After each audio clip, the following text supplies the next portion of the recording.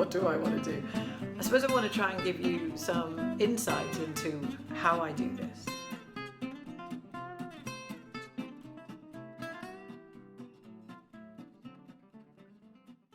Morning from my kitchen. Today we're not actually going to taste any cake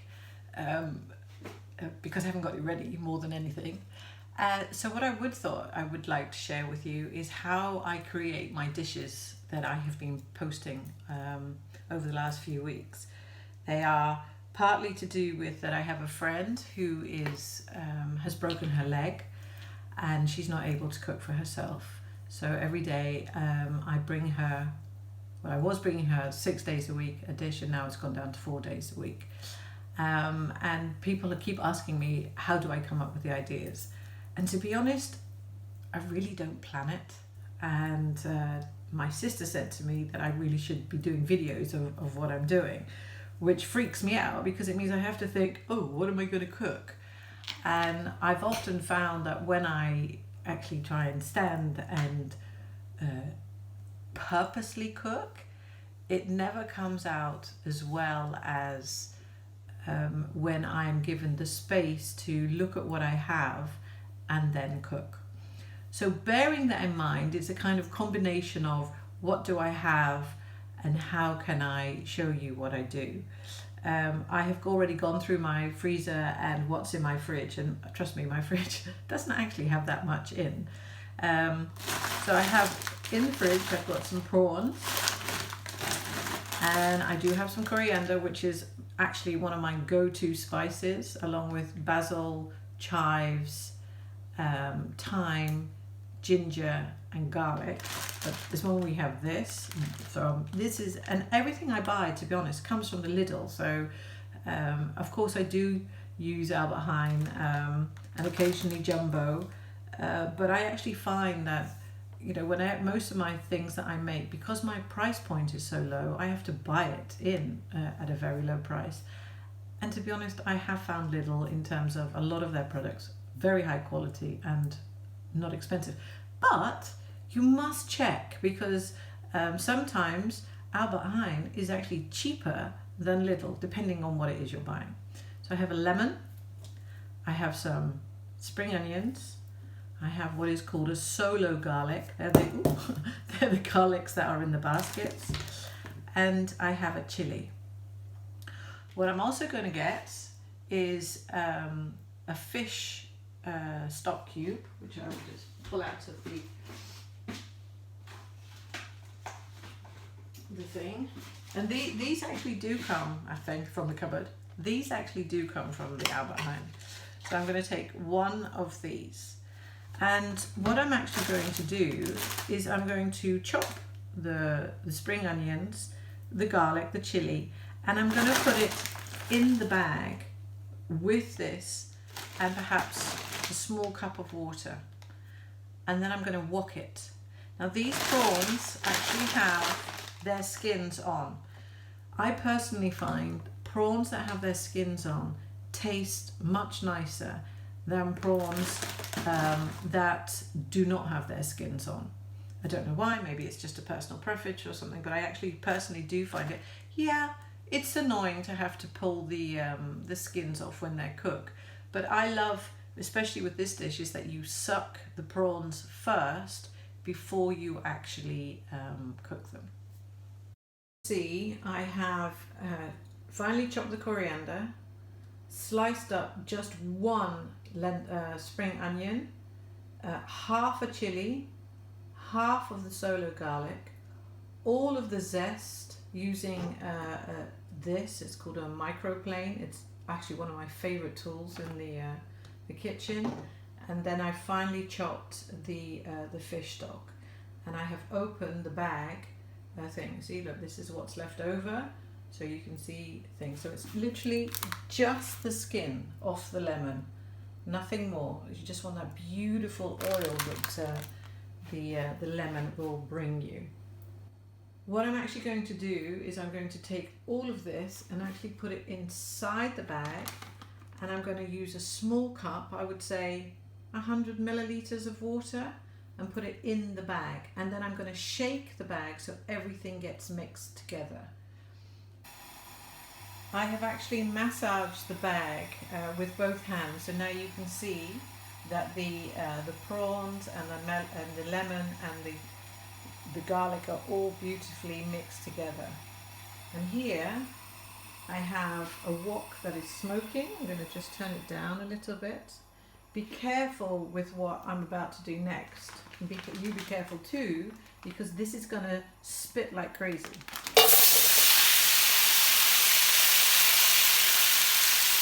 See, everything is out of the bag. I'm just going to stir the prawns. Going to heat up a little again. Because basically you're going to cook the prawns until they turn pink. This will take 3 or 4 minutes to do, because it is coming from frozen. As you can see, there is a beautiful stock here in the bottom of the pan, with all of the prawns around. This will take, yeah, like I just said, 3 or 4 minutes to cook. Keep stirring it, but not too often, because you want the heat. They are frozen, so you do want the heat coming from the pan, of course, onto the prawns. And if you keep moving them, you don't get that heat as quickly as you would like. As you can see, they're starting here to turn pink a little bit.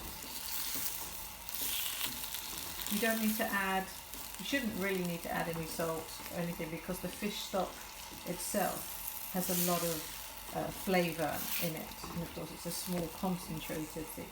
See how the water from the prawns is also adding to the juice and the, I suppose, fish stock of this dish. I wish you could smell it. Oh my God, it's the combination is just so beautiful. Coriander, garlic, lemon, chili, and the chili you can smell coming through as well. So it adds a little bit of thing. You can decide how much chili you want to add. If you don't like chili, don't add it at all. In fact, the chili is quite strong. I want to cough now, but I actually really like it like this. As you can now see, the prawns are a beautiful pink colour, and I'm now going to turn the heat off, because they don't need, I mean, the heat of the pan will keep them cooking, and you don't want them so that they bounce like a rubber ball, which often happens. Too many people overcook their prawns, and actually you're just looking for them to be this beautiful pink colour.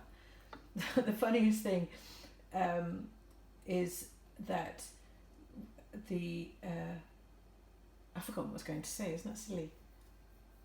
Something to do with prawns. I can't remember anymore. But just by leaving them in the heat, it will carry on cooking them a little bit further. So I'm actually going to drain them for now and put them on a plate so that they cool off much faster. So here are the prawns. I've put them into a colander, and I'm just going to let them cool off a little bit before I actually peel off all of the shells. So what I have done is the prawns have cooled off a little bit, and there is actually 2 ways to eat them. You could keep them in the stock like this, and then they've still got the skins on, and I suggest that this is a beautiful way to eat them for dinner. And then these are the ones without the skins on. Now these ones with this sauce, this with garlic bread, literally just a bowl of this and freshly baked garlic bread is one of my favourite ways to, say, have a girls' night. We break the bread off and actually dip it into the stock as well, and it's absolutely beautiful. A little bit of an advanced technique is to keep the prawn shells, and they can actually be used for making a fish stock.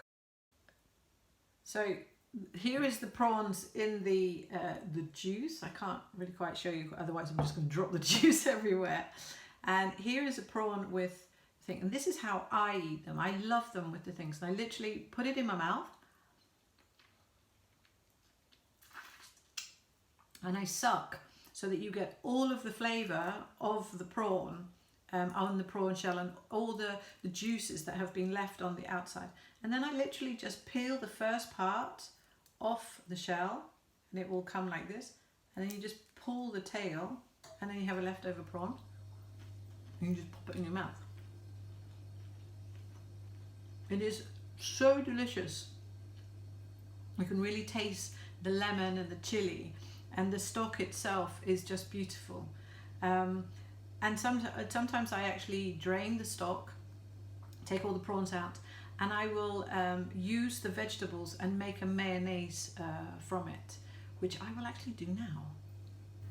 So what I've done is I have drained the juice from the prawn mixture, and I've put a little bit of mayonnaise into a small blender, and I'm just going to squeeze this a little bit with using a spoon so that I can get as much of the juice out as possible.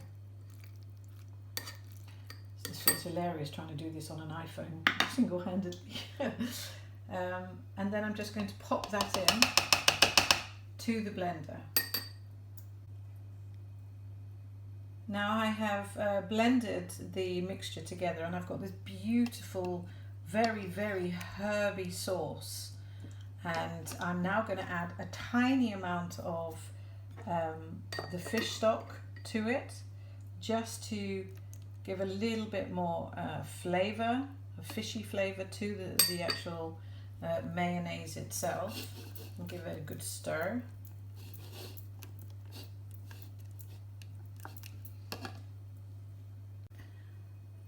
What I'm now going to do is pour this mayonnaise over the salad, over the prawns, and I'm actually going to make a kind of prawn salad from it.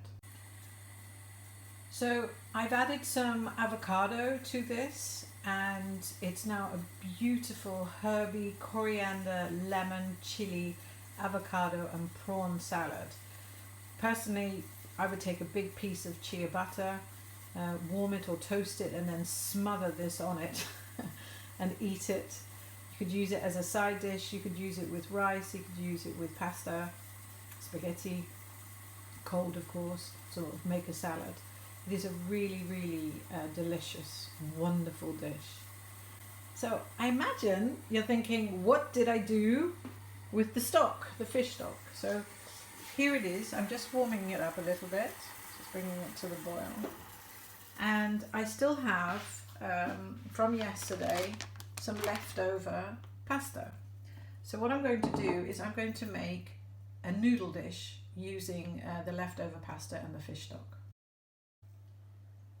So to make my noodle dish, what I have here is some finely chopped ginger, some sliced red chili, some coriander, cucumber, spring onion and some prawns. And here I have some crispy fried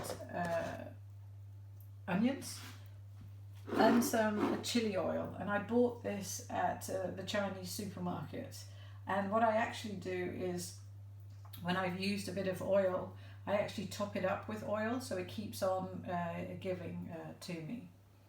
So I have just poured in the broth, and I've put the spaghetti in, and then we have the spring onion, the coriander, the cucumber, the prawns, the chili, a little bit of the ginger and some onions, and also you can see just a small amount of chili oil. Now you can actually eat this hot or cold. It's very, very flavoursome, and you virtually have got no waste at all from using the prawns. So what we have here is the chilled noodle bowl, all hot, and of course the prawn salad. I really, really hope that you enjoy this.